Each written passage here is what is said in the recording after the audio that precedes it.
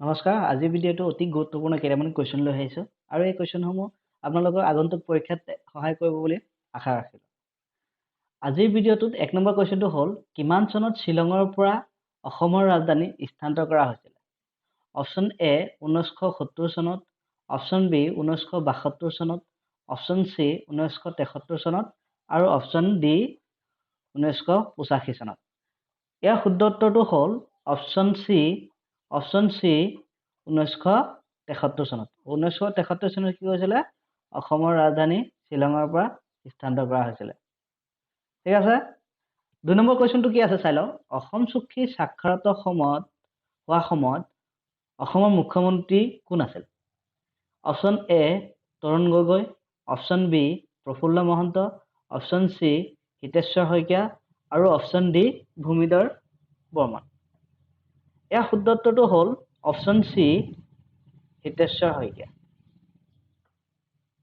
তাৰ পিছৰ কুৱেশ্যনটো চাওঁ। ৩ নম্বৰ কুৱেশ্যনটো কি আছে? অসমত পিতলৰ বাচন তৈয়াৰ হোৱা ঠাইখন কোনখন?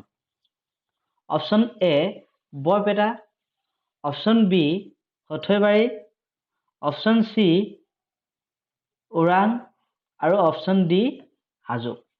ইয়াত কি হ'ব? Option D Hajo.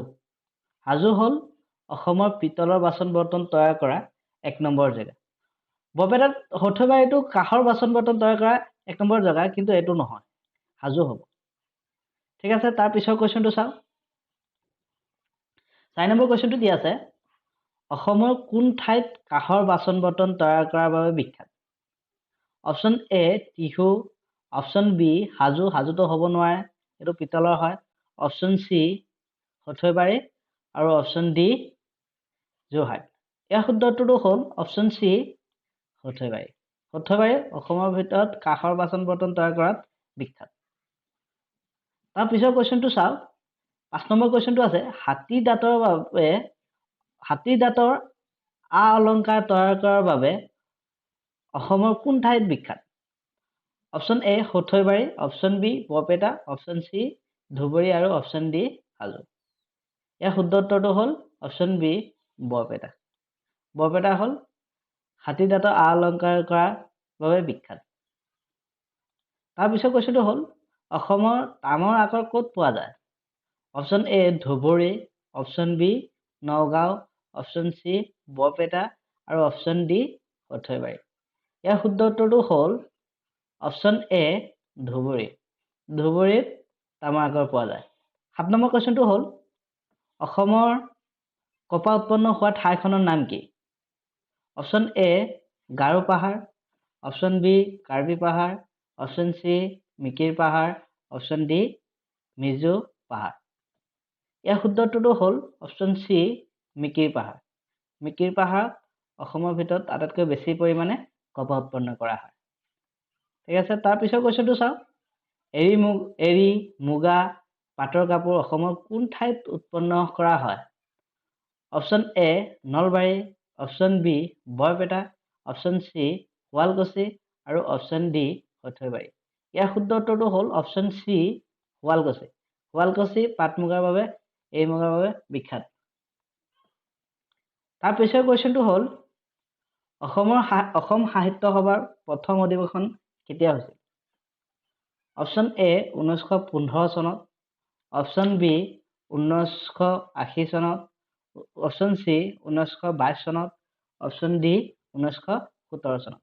ইয়াৰ শুদ্ধ উত্তৰটো হ'ল অপশ্যন ডি 1917 চনত। ইয়াৰ প্ৰথম অধিৱেশন কোন সভাপতি আছিলে জানেনে আপোনালোকে? প্ৰথম অধিৱেশনত আছিলে পদ্মনাথ গোহাঁই বৰুৱা। তাৰ পিছৰ কুৱেশ্যনটো চাওক। কেতিয়াৰ পৰা অসমীয়া ভাষা পুনৰ প্ৰচলন হৈছিল?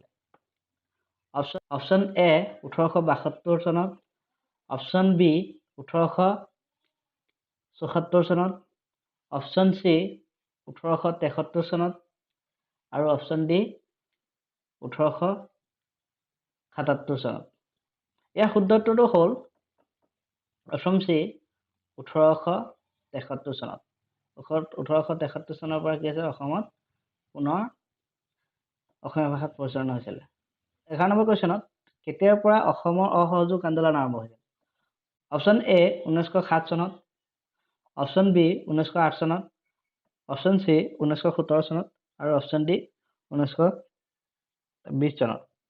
ইয়াৰ শুদ্ধ উত্তৰটো হ'ল 1917 চনত। অপশ্যন চি 1917 চনত। আজি ভিডিঅ'টো এয়াই। গতিকে আপোনালোকৰ যদি ভিডিঅ'টো ভাল লাগে তেতিয়াহ'লে লাইক কৰিব, শ্বেয়াৰ কৰিব আৰু লগতে কমেণ্ট কৰিব কেনেকুৱা ধৰণৰ শুধাব পাৰোঁ আৰু কেনেকুৱা ধৰণৰ আপোনালোকৰ কুৱেশ্যন এনচাৰ লাগিব তাৰ কাৰণে কমেণ্ট কৰিব।